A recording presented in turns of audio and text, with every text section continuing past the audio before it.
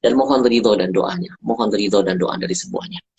Hari ini sebenarnya saya masih belum fit, tapi karena kecintaan kepada Syekh Ali Jabir, saya paksakan untuk live yang perdana setelah berapa bulan tidak pernah live.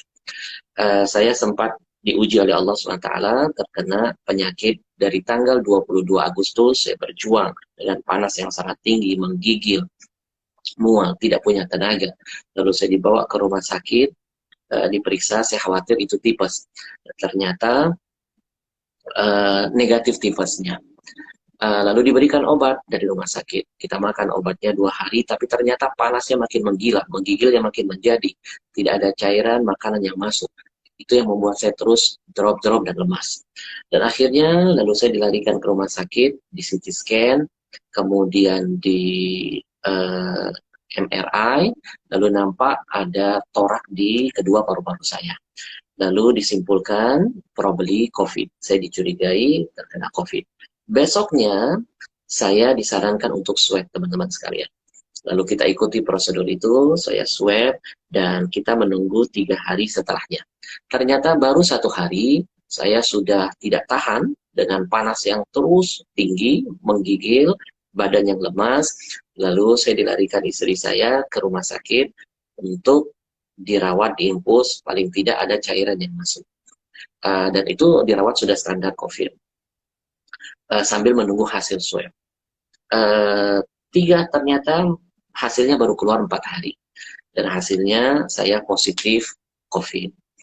Lalu setelah itu saya dilarikan ke rumah sakit holistik yang ada di Purwakarta. Saya ditangani, saya diobati dengan herbal, tidak ada pakai bahan-bahan kimia, dengan tumbuhan, tanaman, dengan sayur, maaf, dengan buah-buahan, dengan sayur-sayuran, dengan obat-obatan yang tradisional. Luar biasa, saya dirawat di sana selama beberapa minggu dan alhamdulillah, alhamdulillah ala kulli hal, alhamdulillah bi ni'mati tatimmus shalihat. Yang tadinya ketika saya masuk, saya sudah pada posisi yang sangat kritis.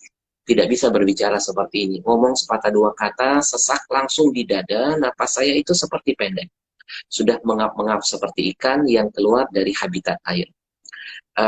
Sampai pada saya sudah menuliskan wasiat kepada istri, menitipkan wasiat kepada teman-teman, menitipkan wasiat kepada keluarga, dan lain sebagainya. Setiap malam ketika dirawat di masa kritis, saya sempat didatangi oleh beberapa ulama, beberapa habaib yang sudah meninggal dunia.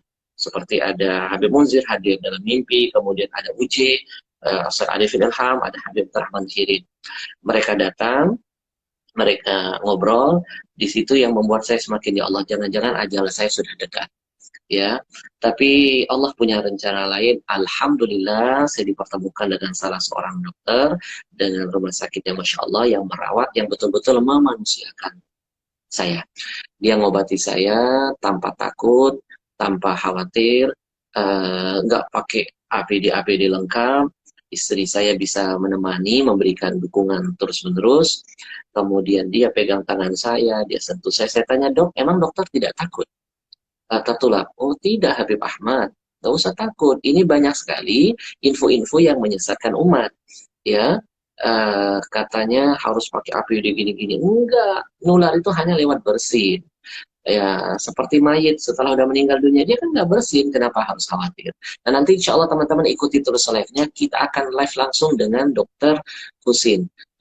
Gelarnya PhD, nanti kita akan berbagi pengalaman tentang COVID, kemudian bagaimana cara kita melindungi diri, bagaimana meningkatkan imun, dan ilmu-ilmu apa. Nanti kita akan hadirkan sebagai bentuk berbagi pengalaman. Saya pernah merasakan masa-masa kritis itu sudah saya lalui, bayangkan dari tanggal 22 Agustus.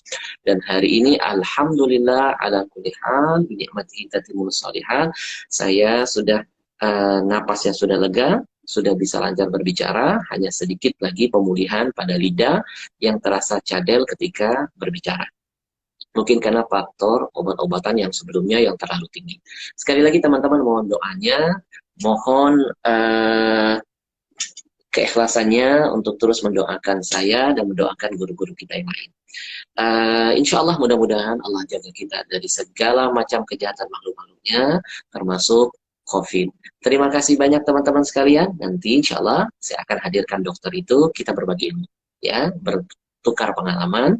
Mudah-mudahan memberikan manfaat buat antum semuanya. Sekali lagi, salam hormat untuk semua keluarganya. Assalamualaikum warahmatullahi wabarakatuh.